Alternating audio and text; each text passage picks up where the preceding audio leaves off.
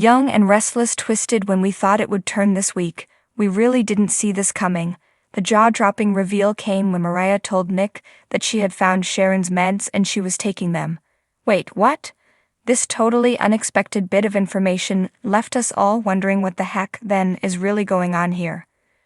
Maria and Nick hatched a plan to get to the bottom of Sharon's rather unhinged behavior, by going behind her back to figure out whether or not she was on her bipolar meds as she claimed to be. Maria subsequently reported that she found the prescription at her mom's place and launched her investigation. The number of pills left in the bottle indicated that she had been taking them since the day they were prescribed, so Maria concluded that Sharon was on her meds. Backtracking, Sharon had told Nick that her doctor had put her on new meds because her old ones had become less effective. She also made it clear to Nick that she didn't like how the meds made her feel. During a conversation with Cameron, we also learned that Sharon had lied to her family and had not, in fact, called the doctor to discuss the prescription as promised. Therefore they, and we, suspected she was off her meds, and Maria's reveal was a bit of a shocker. So what's really going on here? Well, there are multiple possible scenarios that could be coming into play. Bipolar Sharon is nothing if not sly. She could be taking a pill out of the bottle each day and flushing it down the toilet or throwing it in the trash to make it look as though she's taking them.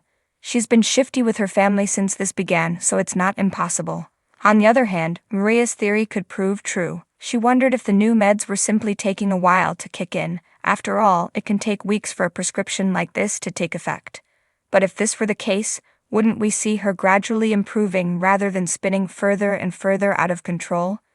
Also, as Nick pointed out, things had reached the point where they didn't have weeks to sit back and see if the new RX was going to work.